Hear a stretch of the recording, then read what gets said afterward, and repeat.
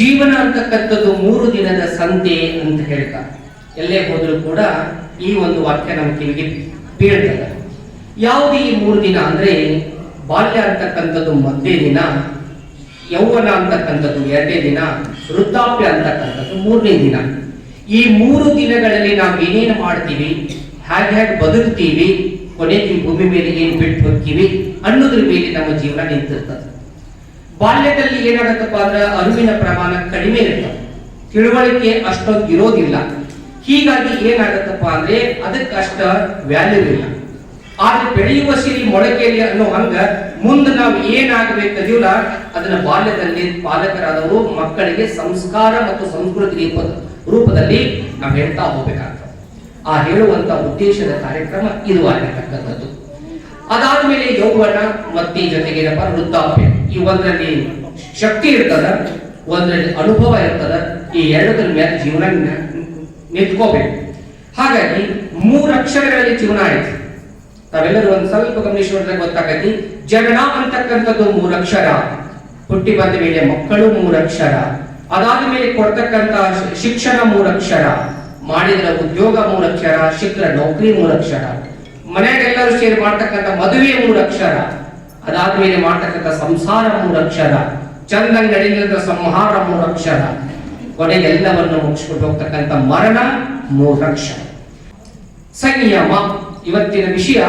ಉತ್ತಮ ಒಬ್ಬ ಸಂಯಮದಾರ ಆಗ್ಬೇಕಂದ್ರ, ಉತ್ತಮ ಸಂಯಮ ಶಕ್ತಿ ನಾವು ಹೊಂದಬೇಕಾಗಿತ್ತಂದ್ರ ಹೆಂಗಿರ್ಬೇಕು, ಅಥವಾ ಸಂಯಮ ಅಂದ್ರೆ ಏನು, ಸಾಮಾನ್ಯ ಸಂಗತಿಯಿಂದ ಹಿಡ್ಕೊಂಡು ಅಸಾಮಾನ್ಯ ಸಂಗತಿ ತನಕ ನನ್ನ ಉಪನ್ಯಾಸವನ್ನ ನಾನು ವಿಸ್ತರಿಸ್ತೀನಿ. ಮೊದಲು ಸಾಮಾನ್ಯವಾಗಿ ಹೇಳೋದಾದ್ರೆ ಏನಪ್ಪಾ ಅಂದ್ರೆ, ಜಿನ ಅಂದ್ರೆ ಗೆದ್ದವ, ನಿಯಂತ್ರಿಸಿದವ. ಅಂದ್ರೆ ನಮ್ಮ ಎಲ್ಲ ಇಂದ್ರಾದಿ ಬಯಕೆಗಳನ್ನ, ನಮ್ಮಲ್ಲಿರ್ತಕ್ಕಂಥ ಐಹಿಕ ಸುಖ ಭೋಗ ಅಭಿಲಾಷೆಗಳನ್ನ, ಇಂದ್ರಿಯ ಸುಖವನ್ನ ಯಾರು ನಿಗ್ರಹಿಸಿದ್ರೆ ಬಿಟ್ಟು ಬಿಡುದಲ್ಲ, ಕಂಟ್ರೋಲ್ ಮಾಡೋದು, ಹತೋಟಿಗೆ ತೆಗೆದುಕೊಂಡು ಬರೋದು. ಅದನ್ನು ಯಾರು ಮಾಡ್ತಾರ ಅವನು ನಿಜವಾದ ಏನಪ್ಪ ಗೆದ್ದಾನ. ನಾವು ಒಲಿಂಪಿಕ್ ಗೆದ್ದೀವಿ, ಅಥವಾ ದೊಡ್ಡ IAS ಆಫೀಸರ್ ನೌಕರಿ ಹಿಡಿದು ಗೆದ್ದೀವಿ, ಅಥವಾ ಜಗತ್ತಿನ ಅಂತಾರಾಷ್ಟ್ರೀಯ ಮಟ್ಟದಲ್ಲಿ ನಾವು ದೊಡ್ಡ ಸಾಧನೆ ಮಾಡಿ ಗೆದ್ದೀವಿ. ಅದು ಕೇವಲ ಏನಪ್ಪ ಭೌತಿಕ ಸಾಧನೆ. ಆದ್ರೆ ಅಂತರಂಗದ ಸಾಧನೆ ಸಾಗ್ಬೇಕಂದ್ರೆ ಧಾರ್ಮಿಕ ವಿಚಾರಗಳಿರತಕ್ಕಂಥ ಸಣ್ಣ ಸಣ್ಣ ಸಂಗತಿಗಳನ್ನ ನಾವು ಅರ್ಥ ಮಾಡ್ಕೋಬೇಕಾಗ್ತದ. ಹಾಗಾಗಿ ಸಂಯಮ ಸಣ್ಣದ ವಿಚಾರ ಅಂದ್ರೆ ತಾಳು, ಜೊತೆಗೆ ಸಹಿಸಿಕೊಳ್ಳು, ಅದರ ಜೊತೆಗೆ ಸಮಾಧಾನದಿಂದ ಇರುವುದು ಸಂಯಮ. ಎಲ್ಲಿವರೆಗೆ ನಿಮ್ಮ ಸಂಯಮ ಆಯ್ತು ಅಲ್ಲಿ ತನಕ ಉಪನ್ಯಾಸ ನಡೀತೈತಿ. ನಿಮ್ಮ ಸಂಯಮ ಮೀರಾಕಿತ್ತದ ಉಪನ್ಯಾಸ ಸ್ಟಾಪ್ ಮಾಡ್ಬೇಕಾಗೈತಿ. ಯಾಕಂದ್ರೆ ಕೇಳುವುದಕ್ಕೂ ಒಂದು ಸಂಯಮ ಬೇಕು, ಹೇಳೋರ್ಗೂ ಒಂದು ಸಂಯಮ ಇರ್ಬೇಕು. ಅಕ್ಕ ಮನೆ ಚಂದ ಹೇಳ್ತಾರೆ, ಬೆಟ್ಟದ ಮೇಲೊಂದು ಮನೆಯ ಮಾಡಿ ಮೃಗಗಳಿಗಂಚಿದೊಡೆಂತಯ್ಯ, ಸಮುದ್ರದ ತಡಿಯಲ್ಲೊಂದು ಮನೆಯ ಮಾಡಿ ತೊರೆಗಳಿಗಂಚಿದೊಡೆಂತಯ್ಯ, ಸಂತೆ ಒಳಗೊಂದು ಮನೆಯ ಮಾಡಿ ಶಬ್ದಕ್ಕೆ ನಾಚಿದೊಡೆಂತಯ್ಯ, ಲೋಕದಲ್ಲಿ ಹುಟ್ಟಿ ಬಂದ ಬಳಿಕ ಸ್ತುತಿ ನಿಂದೆಗಳು ಬಂದರೆ ಮನದಲ್ಲಿ ಕೋಪವ ತಾಳದೆ ಸಮಾಧಾನಿಯಾಗಿರಬೇಕು ಚನ್ನಮಲ್ಲಿಕಾರ್ಜುನ ದೇವ. ಕೊನೆ ಸಾಲು ಬಹಳ ಮುಖ್ಯ. ಬೆಟ್ಟದ ಮೇಲೆ ಮನಿ ಕಟ್ಟಿದ ಮಾತ್ರಕ್ಕ ಪ್ರಾಣಿಗಳು ಬರ್ತಾವತ್ತಂದ್ರ ಬರುವನ. ಸಂತಿ ಮಾರ್ಕೆಟ್ನ್ಯಾಗ ಪ್ಲಾಟ್ ಸಿಕ್ತು, ಮನಿ ಕಟ್ಸಿ ಬಿಟ್ಟಿವಿ. ಅಯ್ಯೋ ಎಷ್ಟು ಮಾತಾಡ್ತಾರ್ರಿ ಮಂದಿ ಮುಂಜಾನೆ ಸಂಜೆ ತಕ್ಕ ಅಂದ್ರೆ ಅದು ಮಾರ್ಕೆಟ್ ಮಾಡ್ತಾರ. ಅದು ಶಬ್ದ ಬರುದೇನೆ. ಸಮುದ್ರ ದಂಡಿ ಮೇಲೆ ಮನೆ ಮಾಡಿರ್ಬೇಕ ತೊರೆಗಳು ಬರುವೇನೆ. ಹಂಗ ಈ ಜಗತ್ತಿನ್ಯಾಗ ನಾವು ಹುಟ್ಟಿ ಬಂದಿವ್ ಅಂದ್ರ ಸ್ತುತಿ ನಿಂದೆಗಳು ಬರುವನ. ಬೈಯಾವ್ರು ಇರಾವ್ರ, ಹೊಗಳಾವ್ರು ಇರಾವ್ರ, ಉಗಳಾವ್ರು ಇರಾವ್ರ. ಈ ಇರುವವರ ಮಧ್ಯೆ ಎದ್ದು ನಿಲ್ಲೋದೈತಲ್ಲ ಅದು ಜೀವನ ಆಗ್ತದೆ. ಅದಕ್ಕಾಗಿ ಅಂತ ಸಂದರ್ಭದಲ್ಲಿ ಕೋಪ ತಾಳಲಾರ್ದ, ಒತ್ತಡಕ್ಕೊಳಗಾಗಲಾರ್ದ ನಮ್ಮನ್ನು ನಾವು ಹಿಡಿದಿಟ್ಕೊಳ್ತೀವಲ್ಲ ಅದು ಸಂಯಮ. ಆ ಸಂದರ್ಭದಲ್ಲಿ ಸಂಯಮ ಶಕ್ತಿ ಕೆಲಸ ಮಾಡಬೇಕಾಗ್ತದೆ. ಹಾಗಾಗಿ ಎಷ್ಟು ಇವತ್ತಿನ ಟೆನ್ಷನ್ ಆಯ್ತು. ಒಂದು ಮೊಬೈಲ್ ಫೋನ್ ಆತ ರಿಸೀವ್ ಮಾಡಲಿಲ್ಲ ಅಂದ್ರೆ ಸಂಯಮ ಕಳ್ಕೋಬೇಕು. ಸಣ್ಣ ಸಂಗತಿಗಳಾಗ್ತಿದ್ರೆ ಏನೇನಿಲ್ಲ ಅದ್ರೊಳಗ ಮತ್ತೊಂದು 5 ನಿಮಿಷ ಬಿಟ್ಟಾಗ ಎತ್ತ ಮಾತಾಡ್ತಾನೆ ಕರೆ ಅದು ಟೆನ್ಷನ್. ನೆಟ್ ಖಾಲಿಯಾಗಿ ಗಾಳಿ ತಿರ್ಗಾಕಿರ್ತದೆ ಚಲೋ ಆದ ಟೆನ್ಷನ್. ಅಯ್ಯೋ ಖಾಲಿ ಆದ ನೆಟ್ ಖಾಲಿ. ಆಮೇಲೆ ಮಾತಾಡ್ಬೇಕು, ಸಿಗಬೇಕಾದ ವ್ಯಕ್ತಿ ಸಿಗ್ಲಿಲ್ಲ ಅಂದ್ರೆ ಟೆನ್ಷನ್. ಒಂದು ಕಾಲ ಇತ್ತು, ನಿಮ್ಗೆಲ್ಲ ಗೊತ್ತಿಲ್ಲ, ಮಕ್ಕಳಿಗೆ ಪತ್ರಗಳು ಎಂದ್ ಬರ್ತಾವ ಕಾಯ್ಕೋತ ಕೊಂಡಿರ್ತಿದ್ರು. ಬಂದ ಮ್ಯಾಲ 20 ಸರಿ ಒಂದ ಪತ್ರ 20 ಸರಿ ಓದ್ತಿದ್ರು. ಈಗ ಟಿವಿ ಒಳಗೆ ಒಂದ ನ್ಯೂಸ್ 20 ಸರಿ ತೋರಿಸ್ತಾರಲ್ಲ, ಹಂಗ ಒಂದ ಪತ್ರ ನಮ್ಮ ಆಯಿ ಬರ್ತಾಳಂತ ಗೊತ್ತಾದ್ರ ಆಯಿನ ಕಾಯುವುದ ಕಾತರದ ಒಂದು ಆತುರ ಇರ್ತೈತೆ ನಮ್ಗೆ. ಯಾರು ಬಂಟ್ರು ಆಯಿ ಬಂದ, ಅಜ್ಜಿ ಬಂದ, ಅಜ್ಜಿಗೆ ಹೆಚ್ಚಾಗಿ ಚೀಲಾಗಿ ಏನ್ ತಗೊಂಡ್ಬಿಟ್ಟು ಆಕಾಡಿದ ತಕ್ಷಣ ನಮ್ದು ಹೌದಲ್ರಿ. ಆದ್ರೆ ಈ ಕಾಯುವಿಕೆ ಕುತೂಹಲಗಳು ಇವತ್ತು ಹೋಗ್ಬಿಟ್ಟ. ಇವತ್ತು ಏನು ಓದೋದು ಬರೀ ಬೇಕು, ಫಾಸ್ಟ್ ಆಗ್ಬೇಕು. ಸಂಯಮ ಅನ್ನೋದು ಕಳ್ಕೊಳ್ತಾ ಹೊಂಟೀವಿ. ಇವೇ ಏನಾಗೈತಿಪ್ಪ, ಸಣ್ಣ ಸಣ್ಣ ಅಂಶಗಳು ಸೇರಿಕೊಂಡು ಮಾನಸಿಕ ಒತ್ತಡಗಳಾಗತ್ತಿದ್ದಾವ ನೋಡಿ. ಮಾನಸಿಕ ಒತ್ತಡಗಳು, ಅಡಿಗೆ ಬೇಗ ಆಗ್ಬೇಕು, ಅದಕ್ಕೆ ಫಾಸ್ಟ್ ಫುಡ್ ಬಂದ್ಬಿಡ್ತು. ಮ್ಯಾಗಿ ಗೊತ್ತ ನಿಮ್ಗೆಲ್ಲ, ಮ್ಯಾಗಿ ಬರ ಬಿಸಿಗೆ ಹಾಕೋದು, ಅಳಗಾಡ್ಸೋದು, ತಿರೋದು ಮ್ಯಾಗಿ. ಎಲ್ಲಿ ಮ್ಯಾಗಿನೋ ಏನ್ ಕತಿಯೋ. ಹಾಗಾಗಿ ಇವತ್ತೆಲ್ಲವೂ ಫಾಸ್ಟ್ ಆಗ್ಬೇಕು ಅನ್ನೋ ಕಾಲಕ್ಕೆ ಬೀಸ್ತಕ್ಕಂತ ಬೀಸು ಕಲ್ಲು ಹೋಯ್ತು, ಅದರ ಜಾಗದಾಗ ಮಿಕ್ಸಿ ಬಂತು. ಕಾಣದಂತೆ ಮಾಯವಾದವೋ ಒಳ್ಳು ಕಲ್ಲು ಮೂಲೆಯನ್ನು ಸೇರಿಕೊಂಡವೋ, ಸೇದು ಬಾವಿ ಹೋಯ್ತು ಪೈಪು ಮನೆಗೆ ಬಂತು, 4 ಹೆಜ್ಜೆ ಗಟೋ ಬಂದವೋ, ಎಲ್ಲ ಕಾಣದಂತೆ ಮಾಯವಾದವೋ. ನಿಮಿಷದಲ್ಲಿ ಹಿಟ್ಟು ರುಬ್ಬಿತೋ ನಮ್ಮ ಮಿಕ್ಸಿ ಕ್ಷಣದಲ್ಲಿ ಚಟ್ನಿ ಮಾಡಿತೋ, ನಿಮಿಷದಲ್ಲಿ ಹಿಟ್ಟು ರುಬ್ಬಿತೋ ನಮ್ಮ ಮಿಕ್ಸಿ ಕ್ಷಣದಲ್ಲಿ ಚಟ್ನಿ ಮಾಡಿತೋ. ಹುಟ್ಟೋದಿಲ್ಲ, ಬೀಸೋದಿಲ್ಲ, ಬಗ್ಗೋದಿಲ್ಲ, ಬಳ್ಕೋದಿಲ್ಲ, ನಮ್ಮ ಮೈಯ ಯವ್ವ ನಮ್ಮ ಮೈಯ ಹಂಡೆ ಆಯಿತೋ. ನೋಡಿ, ಸಂಯಮ ಕಳ್ಕೊಂಡಿವಿ. ಯಾರು ಬೀಸಬೇಕ್ರಿ ಸರ್? ಮುಂಜಾನೆ ಅಂತ ಯಾರು ಕೊಂಡ್ರ ಅವ್ರ ಮುಂದೆ ಬರೇ ಮಿಕ್ಸಿ ಗಾಟಿ ಬಟನ್ ಮಾಡಿದಾಗ ಆಗಿಬಿಡ್ತಾರೆ. ಹಾಗಾಗಿ ನಾವು ದೇಹ ಆರೋಗ್ಯ ಕೆಡಿಸ್ಕೊಳ್ತೀವಿ. ಸಂಯಮ ಇಲ್ಲದಕ್ಕೆ ಆರೋಗ್ಯ ಕೆಡಿಸ್ಕೊಂಡ್ರೆ ರಾಮೇಶ್ವರ ಏರೋದು ಇಳಿದು ಆ ಗುಡ್ಡ ಒಂದು ಕೂಡ ಕೆಳಗೆ ಹೋದ ಕರೆ ನಮ್ಮ ಬಾಡಿ ಹಂಗ ಕಾರಣ ಸಂಯಮದಿಂದ ಬೀಸಿದ್ದೇ ಆದ್ರೆ, ಸಂಯಮದಿಂದ ಹುಟ್ಟಿದ್ದೇ ಆದ್ರೆ ಬಹುಶಃ ಇವತ್ತಿನ ಯಾವ ವಾಕಿಂಗ್ಗಳು ರನ್ನಿಂಗ್ಗಳು ಬೇಕಾಗಿರ್ಲಿಲ್ಲ. ಇವೆಲ್ಲ ಎದಕ್ಕೆ ಬಂದು ಅಂದ್ರೆ ನಾವು ಬೇಗ ಹೋಗ್ಬೇಕು, ಆತುರ್ಕ ಬೆನ್ನು ಹತ್ತೀವಿ, ಫಾಸ್ಟ್ ತಿಳ್ಕೊಂಡೋದಿನ ಫಾಸ್ಟ್ ಆಗಿ ಹೊಂಟೀವಿ. ಹಾಗಾಗಿ ಇವತ್ತಿನ ದಿನ ನಮ್ಮ ಎಲ್ಲ ವ್ಯವಹಾರ ಚಟುವಟಿಕೆಗಳು ಹೆಂಗಾಗ್ಬಿಟ್ಟವಪ್ಪ ಅನ್ನೋದಕ್ಕ ಒಂದು ಉದಾಹರಣೆ. ಹಿಂದಿನ ಕಾಲದಾಗ ನಾವೆಲ್ಲ ಚಿಕ್ಕವರಿದ್ದ ಕಥೆ ಇರ್ತೈತೆ. ಅದು ಒಂದೇ ಒಂದು ಕೋಳಿ ಯಾರೋ ಹೊರಗೆ ಕೊಡ್ತಾರೋ, ಆಶೀರ್ವಾದ ಮಾಡ್ತಾರ, ಒಳ್ಳೆ ಗುಣ ಮೆಚ್ಕೊಂಡ, ದಿನಕ್ಕೊಂದು ಬಂಗಾರ ತತ್ತಿ ಹಾಕೈತಿಪ್ಪ, ಅಷ್ಟ ಬಳಸ್ಕೋ, ಆರಾಮಾಗಿರುವಂತ. ಆದ್ರೆ ಅವನೇನ್ ಸುಮ್ ಕುಂದ್ರಬೇಕಲ್ಲ ರೀ.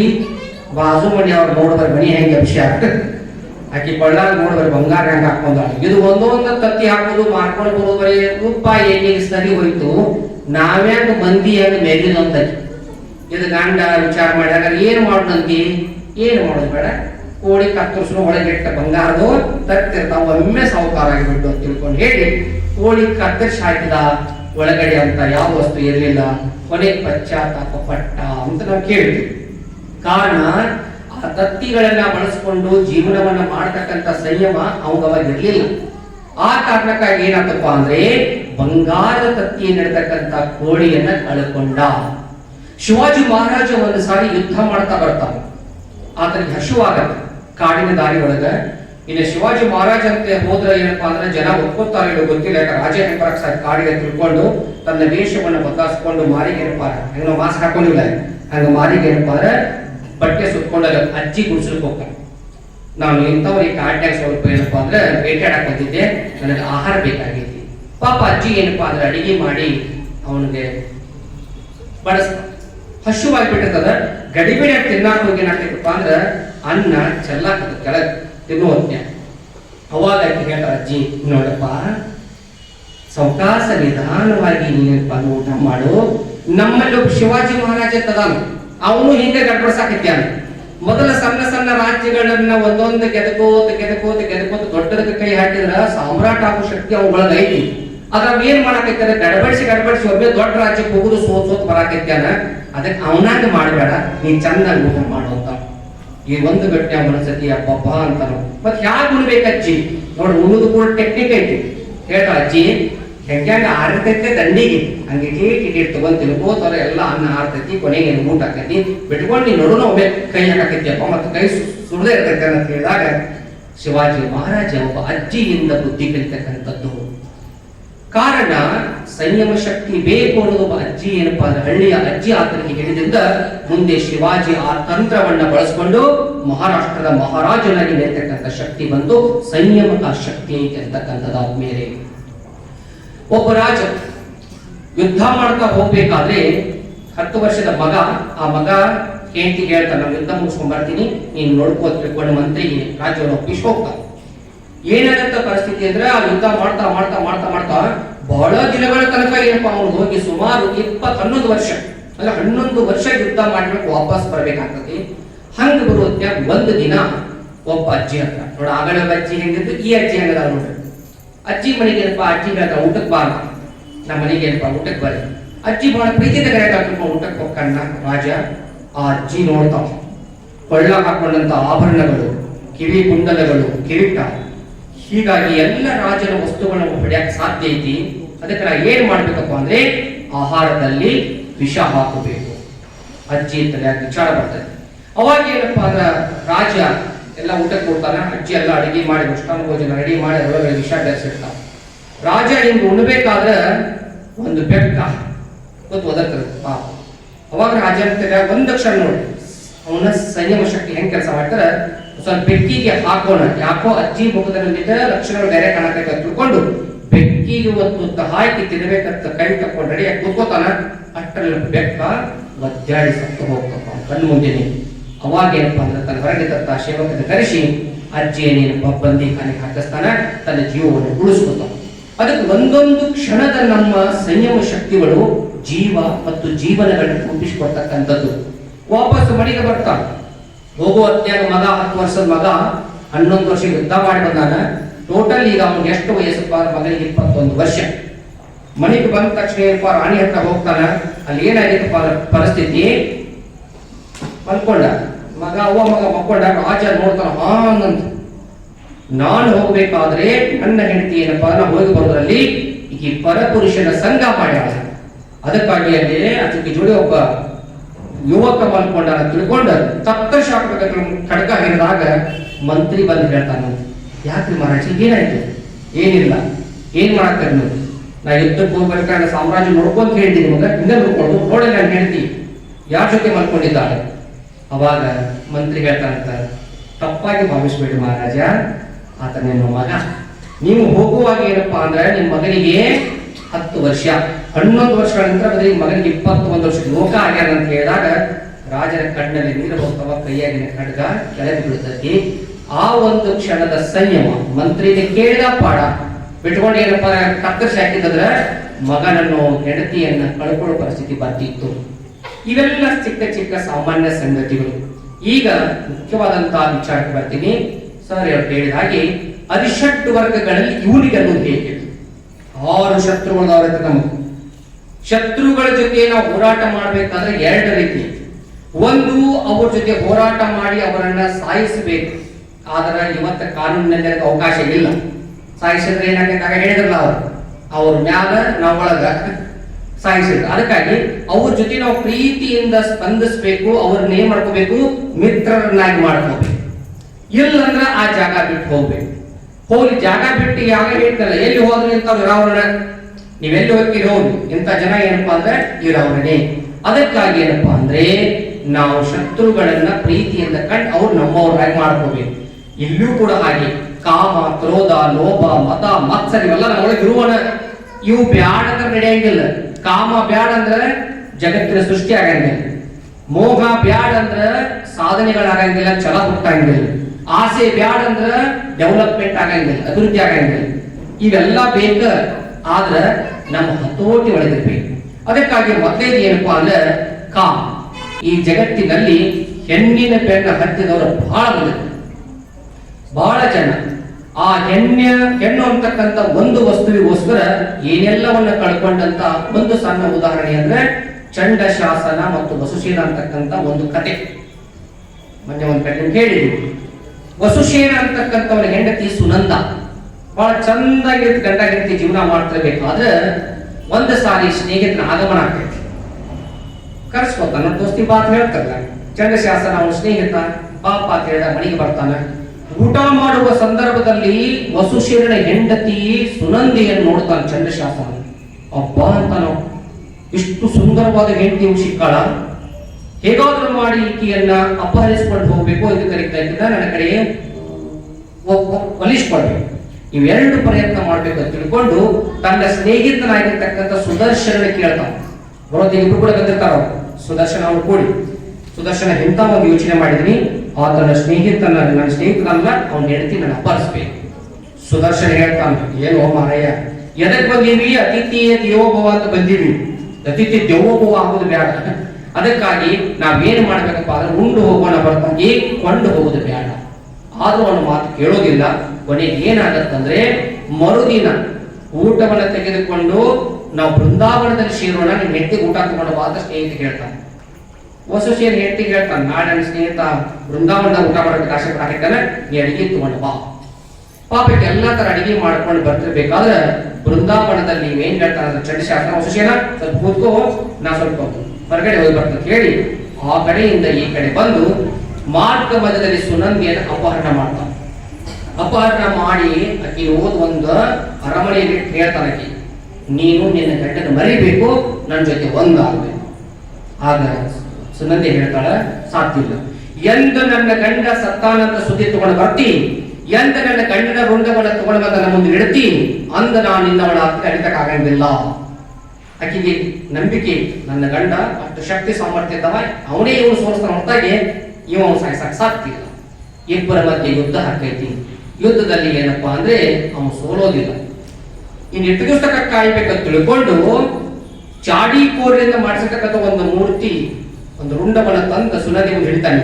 ಇದೋ ನೋಡು, ನಿನ್ನ ಗಂಡನ ರುಂಡ ಅಂತ ಬಯಸ್ತಿದ್ದಲ್ಲ, ಇವತ್ತಿನ ಗಂಡನ ರುಂಡ ತಗೊಂಡು ಬಂದಿನಿ, ಇವತ್ತಿನ ಗಂಡ ಅವಳಾಗ್ಬೇಕು. ಅದನ್ನೇನ್ ನೋಡ್ತಾಳ ಸುನಂದಿ? ಜೀವನ ಬಿಡ್ತಾಳೆ. ಗಂಡನೇ ಹೋದ್ಮೇಲೆ ಬದುಕಲೇಬಾರದು. ಅವಾಗ ಚಂದ್ರಶಾಸ್ತ್ರ, ಅಯ್ಯೋ ದೇವರೇ, ಸುಮಾರು 12 ವರ್ಷಗಳ ಕಾಲ ಇದಕ್ಕೋಸ್ಕರ ಕಾಯ್ಕೊಂಡು ಕೂತೆ, ಕೊನೆಗೆ ಬಿಟ್ಟು ಹೋದಲ್ಲ ತಿಳ್ಕೊಂಡು ಅಕ್ಕಿಯ ಶವವನ್ನ ಇಟ್ಕೊಂಡು ಚಿತೆ ಒಳಗಡೆ ಇವನು ಕೂಡ ಜಿಗದು ತನ್ನ ಜೀವವನ್ನ ಬಿಟ್ಟ. ಇಲ್ಲಿ ನಾವು ನೋಡ್ಬೇಕಾಗಿದ್ದು ಏನಪ್ಪಾ ಅಂದ್ರೆ, ಹೆಣ್ಣಿನ ವ್ಯಾಮೋಹಕ್ಕೊಳಗಾದವರು ಈ ಜಗತ್ತಿನಲ್ಲಿ ಯಾರೂ ಉದ್ಧಾರವಾಗಿಲ್ಲ. ಇದ್ರ ಇಟ್ಕೊಂಡು ಇವತ್ತಿನ ಯುವಕರಿಗೆ ನಾವು ಹೇಳ್ಬೇಕಾಗಿದೆ, ಅದೊಂದೇ ಜೀವನ ಕರ್ಕೊಂಡ್ಬಿಟ್ರೆ ಬಹಳಷ್ಟು ಯುವಕರು. ಒಬ್ಬರು ಪ್ರೊಫೆಸರ್ ಒಂದು ಪ್ರಯೋಗ ಮಾಡಿದ್ರು. ನೋಡೋಣ, ಹುಡುಗರಿಗೆ ಅನ್ನದ ಕಡೆಗೆ ಹೆಚ್ಚು ಲಕ್ಷ ಇತ್ತು, ಹೆಣ್ಣಿನ ಕಡೆಗೆ ಹೆಚ್ಚು ಲಕ್ಷ ಇತ್ತು. ಎಲ್ಲಾ ಹುಡುಗರು ನಿರ್ದೇಶಿಸತ್ತ ನಿಂತ ಹುಡುಗರು ಒಂದು ಇಲಿ ಬೋನ್ ತಗೊಂಡು ಬಂದ.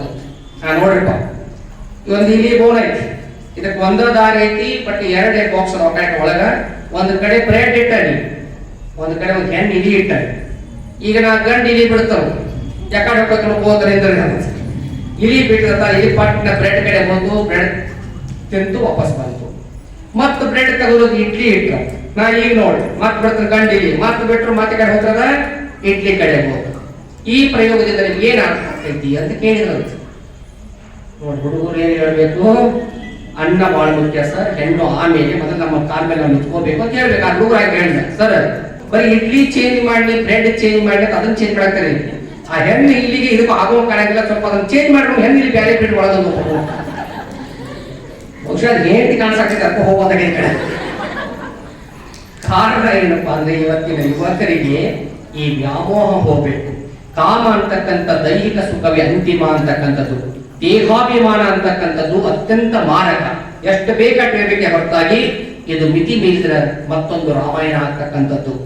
ರಾಮಾಯಣದಲ್ಲಿ ಏನಪ್ಪಾ ಅಂದ್ರೆ ಇದನ್ನೇ ನಾವು ಕಾಣ್ತಾ ಹೋಗ್ತೀವಿ.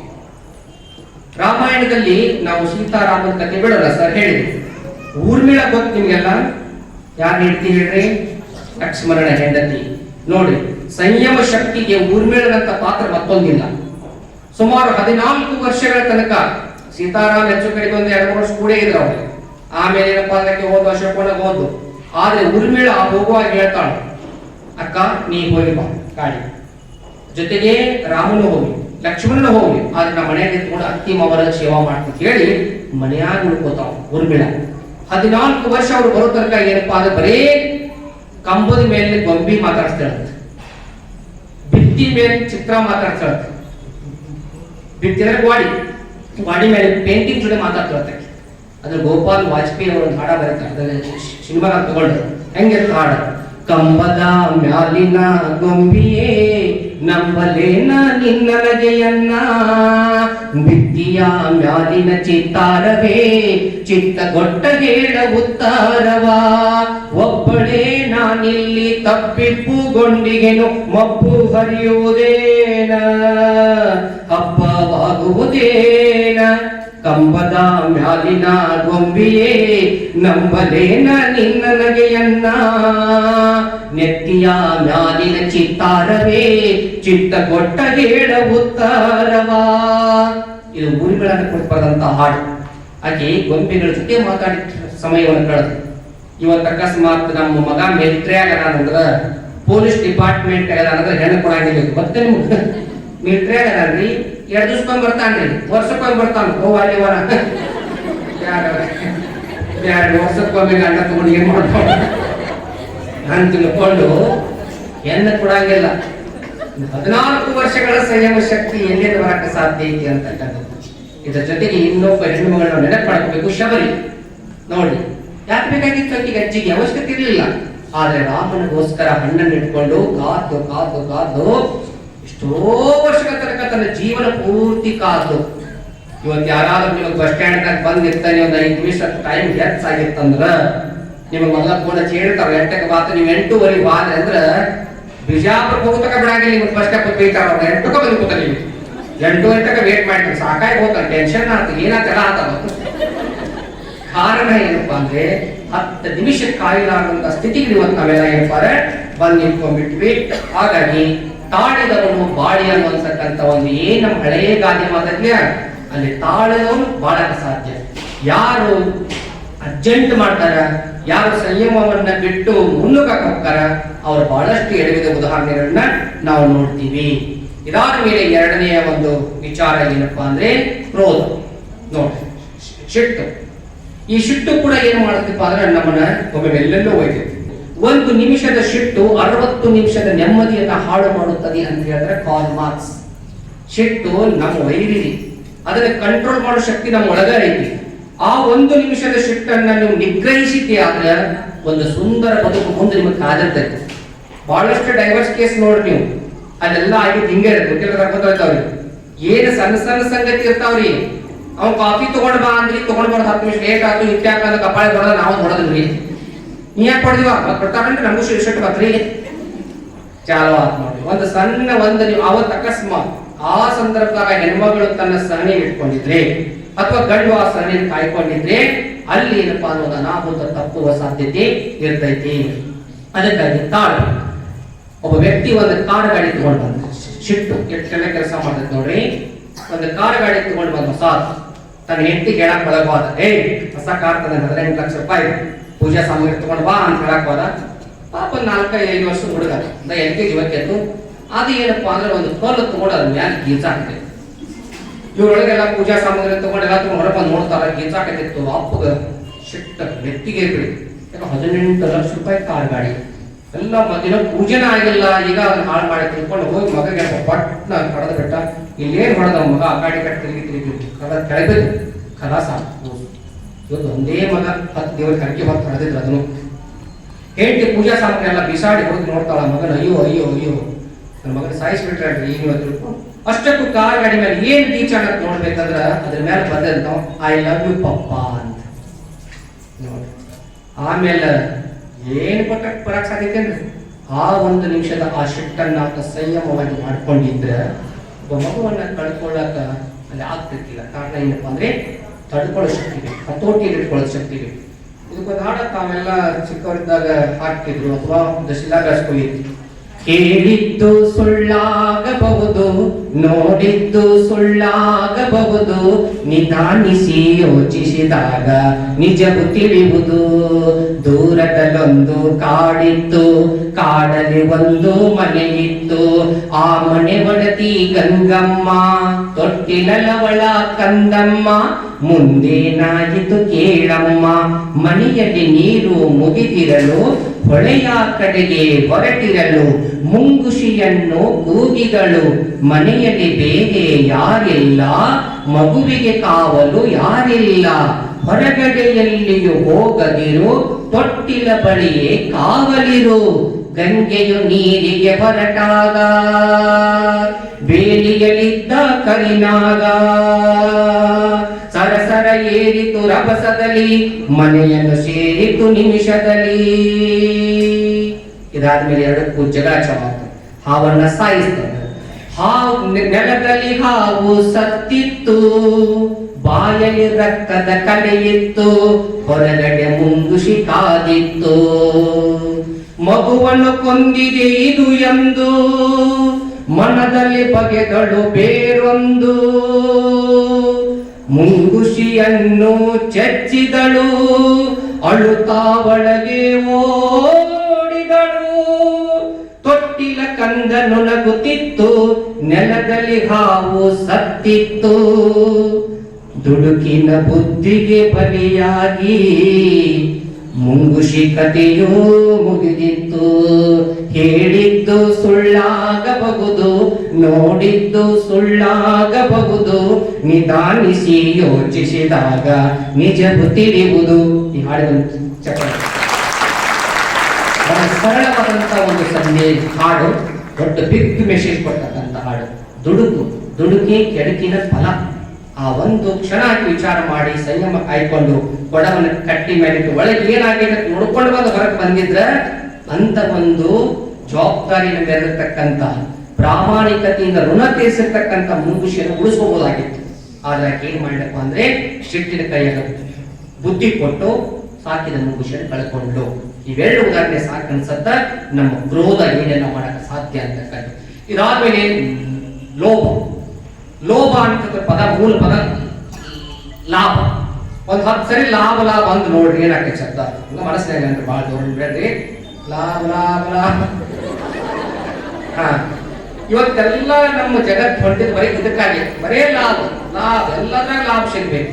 ಒಟ್ಟು ಮುಂಜಾನೆ ಬರಿಗೇಲಿ ಹೋಗ್ಬೇಕು, ಬರೋದ ತುಂಬ್ಕೊಂಡು ಬರ್ಬೇಕು. ಆಯ್ದಕ್ಕಿ ಲಕ್ಕಮ್ಮ ಗಂಡ ಏನಪ್ಪ ಮಾರಯ್ಯ, ಈಕೆ ಲಕ್ಕಮ್ಮ. ಇವ್ರ ಕಾಯಕ ಏನಾಗಿತ್ತಂದ್ರೆ ಹೊರಗಡೆ ರಾಶಿ ಮಾಡಿ ಕೆಳಗೆ ಬಿದ್ದಕ್ಕವ ಅಕ್ಕಿ ಅವನ ಆರಿಸ್ಕೊಂಡು ತಗೊಂಡು ಬಂದ್ ಅದರಾಗ ಊಟ ಮಾಡೋದು, ಅದರಾಗ ದಾಸೋಹ ಮಾಡೋದು, ಇಷ್ಟು ಕೆಲಸ. ಅದಕ್ಕೆ ಆಯ್ದಕ್ಕಿ ಅಕ್ಕಿ 6,000 ಆಯ್ದಕ್ಕಿ ಲಕ್ಕಮ್ಮ, ಆಯ್ದಕ್ಕಿ ಮಾರಯ್ಯ. ಒಂದು ದಿನ ಏನಾಗಿತ್ತಪ್ಪ ಅಂದ್ರೆ ಮಾರಯ್ಯ ಒಂದಿಷ್ಟು ಅಕ್ಕಿ ಜಾಸ್ತಿ ತಗೊಂಡ್ ಬಂದಿದ್ದ, ಚಿಕ್ಕವತ್ತು ಜಾಸ್ತಿ ತಗೊಂಡ್ ಬಂದ್ಬಿಟ್ಟ. ಅವಾಗ ಅಕ್ಕಿ ಕೇಳ್ದ ಗಂಡ, ನೋಡಿ ಇವತ್ತಿನ ಹೆಣ್ಮಕ್ಳಿಗೆ ಅವತ್ತಿನ ಒಂದು ವ್ಯತ್ಯಾಸ ನೋಡ್ಕೊರಿ. ಆ ಅಕ್ಕಿ ನೋಡಿದ ತಕ್ಷಣ ಗಂಡ ಕೇಳ್ತಕ್ಕಂಥ ಪ್ರಶ್ನೆ ಏನಪ್ಪಾ ಅಂದ್ರೆ, ಆಸೆಯೆಂಬುದು ಅರಸಂಗಲ್ಲದೆ ಶಿವಭಕ್ತರಿಗುಂಟೆ ಅಯ್ಯ, ರೋಷವೆಂಬುದು ಯಮದೂತರಿಗಲ್ಲದೆ ಅಜಾತರಿಗುಂಟೆ ಅಯ್ಯ.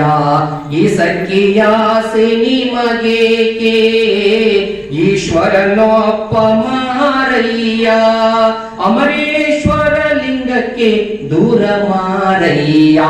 ಆಸೆಯೆಂಬುದು ಅರಸಂಗಲ್ಲದೆ ಶಿವಭಕ್ತರಿಗುಂಟೆ ಅಯ್ಯ. ಆಸೆ ಇರಬೇಕಾದ್ದು ಅರಸಗ. ನೋಡಿ ಅರಸನ ಆಸೆಗೆ ಅಂತ ಹೋಗುದು ನಾವು. ಇಡೀ ದೇಶದ ಸಾಮ್ರಾಟ ಆದ್ರೂ ಇನ್ನೂ ಸಮುದ್ರ ದಾಟಿ ಹೋಗ್ಬೇಕು ನಾವು. ಯಾಕಂದ್ರೆ ರಾಜ ವಿಸ್ತರಿಸುವ ಗುಣ ಹೊಂದ್ಕೊಂಡು ನಾವು. ಅದು ರಾಜಗಿರ್ಬೇಕು. ರೋಷ ಯಾರಿಗಿರ್ಬೇಕು? ಯಮದೂತರಿಗಿರ್ಬೇಕು. ನಿನಗ್ಯಾಕೆ ಈ ಆಸೆ ಬಂತಿವತ್ತ? ಇಷ್ಟಕ್ಕೆ ಜಾಸ್ತಿ ತಗೊಂಡು ಬಂದಿ. ಈ ಸಕ್ಕಿ ಆಸೆ ನಿಮಗೆ ಇಷ್ಟಕ್ಕೆ. ಇದು ದೂರ ಅಂದ್ರೆ ಕಂಪ್ಲೇಂಟ್. ಇದು ನಾನು ನಿಮ್ಮ ಮೇಲೆ ಕಂಪ್ಲೇಂಟ್ ಮಾಡ್ತೀನಿ, ನೀವು ತಗೊಂಡು ಬರ್ತಕ್ಕದಲ್ಲ. ಎಲ್ಲಿ ತಗೊಂಡ್ ಬಂದ್ರೆ ಅಲ್ಲೇ ಹೋಗಿ ಸುರಿ ಬರಿ ಅಂತಾಳ ಮಾರಯ್ಯನ ಹೆಂಡತಿ ಲಕ್ಕಮ್ಮ. ಹಂಗಂದ್ರೆ ಎನೆವನೇ ಅಂದ್ರೆ ಇಷ್ಟ ತಂದಿ ಇಲ್ಲ ಸಿಗ್ಲಿಲ್ಲ. ಬಾಜು ಮನೆ ಅವ್ರ ಬಳಿ ಮಾಡಿಸ್ಕೊಳ್ತೀವಿ. ಪೊಲೀಸ್ ಹೇಳ್ತೀನಿ PSI ಆಗೋದು. ಪೊಲೀಸ್ ಹೆಂಡತಿ ಬಳಿ ಮಾಡ್ತಾರೆ, PSI ಹೆಂಡತಿ ನಕ್ಲೆಸ್ ಬಳಿ ಯಾರು ಮಾಡ್ತಾರೆ. ಹಂಗ ನಾವು ಅಂದ್ಕೊಂಡಿರ್ಪಾರ ಸಂಬಳದ ಜೊತೆಗೆ ಗಿಂಬಳಕ್ಕೆ ಬಾಯಿ ಬಿಟ್ಟಂತ ಈ ಲೋಭಕ್ಕೆ ಬೆನ್ನತ್ತಕ್ಕಂಥ ಎಷ್ಟೋ ಮಣಿತನಗಳು ಹಾಳಾಗಿ ಹೋಗಿದ್ದನ್ನು ನೋಡಿದ್ದೀವಿ. ದುಡ್ಡಿನಿಂದ ಎಲ್ಲವನ್ನೂ ಪಡೆದುಕೊಳ್ಳಕ್ಕೆ ಸಾಧ್ಯತೆ ತಿಳ್ಕೊಂಡು ಹುಚ್ಚು ಪ್ರಮೇಲಿ. ದುಡ್ಡಿನಿಂದ ಹಾಸಿಗೆಯನ್ನು ಕೊಂಡುಕೊಳ್ಳಬಹುದು, ನಿದ್ರೆಯನ್ನಲ್ಲ. ದುಡ್ಡಿನಿಂದ ರಕ್ತವನ್ನು ಕೊಂಡುಕೊಳ್ಳಬಹುದು, ರಕ್ತ ಸಂಬಂಧಗಳನ್ನಲ್ಲ. ಈ ದುಡ್ಡಿನಿಂದ ಔಷಧಿಗಳನ್ನ ಕೊಂಡುಕೊಳ್ಳಬಹುದು, ಆರೋಗ್ಯವನ್ನಲ್ಲ. ಹಣ ಹೊಂದಿದ್ರೆ ಏನೆಲ್ಲ ಆಯ್ತು ಅಂತ ತಿಳ್ಕೊಂಡು ತಪ್ಪು. ಹಾಗಾಗಿ ಈ ಲಾಭ ಪ್ರಪಂಚಕ್ಕೆ ಬೆನ್ನು ಹತ್ತಬಾರದು. ಅಲ್ಲಿ ನಮ್ಮ ಸಂಯಮತೆಗಳನ್ನ ಕಾಪಾಡ್ಕೋಬೇಕು. ನಾವು ಬರ್ತಾವ್ರಿ ಜೀವನದಾಗ ಒಂದಿಷ್ಟು ಲಂಚ ಕೊಡಾಕ ಬರ್ತಾರ, ಅವಾಗ ನೋಡಿ ವಿಚಾರ ಮಾಡ್ಬೇಕು ನಾವು. ದಯವಿಟ್ಟು ಇದು ಸರಿಯಲ್ಲ. ಯಾಕಂದ್ರೆ ನನ್ನ ಧರ್ಮ ಇಲ್ಲಿ ಹೇಳ್ತದ. ಉತ್ತಮ ಸಂಯಮ ಶಕ್ತಿ ನನಗೆ ಬೇಕು ಅಂತ ತಿಳ್ಕೊಂಡು ಅಂತ ವ್ಯಕ್ತಿಗೆ ಬುದ್ಧಿ ಹೇಳಿ ಕಳಿಸ್ಬೇಕು ಹೊರತಾಗಿ ಆಸೆ ಪಟ್ಟರೆ ಏನಪ್ಪಾರ ಬದುಕು ನಶ್ವರವಾಗ್ತಕ್ಕಂಥದ್ದು. ಯಾಕೆ ಈ ಆಸೆಗಳು ಹುಡ್ತೈತೆ ಅಂತಂದ್ರೆ ಅದ ಹೇಳ್ತಲ್ಲ, ಒಂದಕ್ಕೊಂದು ಲಿಂಗ ಇವ. ಯಾವಾಗ ಹೆಣ್ಣಿನ ಆಸೆ ಮೂಡಿತಂದ್ರ ಮದುವೆ ಆಸೆ ಬರ್ತದೆ, ಮದುವೆ ಆಸೆ ಮೂಡಿತಂದ್ರ ಮನಿ ಆಸೆ ಬರ್ತೈತಿ. ಕನ್ನಡ ಮನಿ ಮುಗಿತಾರೆ ಇಂಗ್ಲಿಷ್ ಮನಿ ಬೇಕನ್ಸಾಕತ್ತೈತಿ, ಮನಿ ಹಾಗಾಗಿ ಒಂದಕ್ಕೊಂದು ಏನಪ್ಪ ಅಂದ್ರೆ ಜಾಯಿಂಟ್ ಅದಾವ. ಅದ ಮುಂದಿನ ಪಾಯಿಂಟ್ ಮೋಹ. ಶರತ್ ಹೇಳ್ತಾರೆ, ಮೋಹದ ಹೆಂಡತಿ ತೀರಿದ ಬಳಿಕ ಮಾವನ ಮನೆ ಹಂಗೆನ್ನೆ ಆಗಿದೆ. ಇದ್ರ ಅರ್ಥ ಏನಂದ್ರೆ ಯಾವಾಗ ನಾವು ಮೋಹವನ್ನು ಕಳ್ಕೋತೀವಿ ಅವಾಗ ನಾವೆಲ್ಲ ನಿಶ್ಚಿಂತ ಆಗ್ಬಿಡ್ತೀವಿ.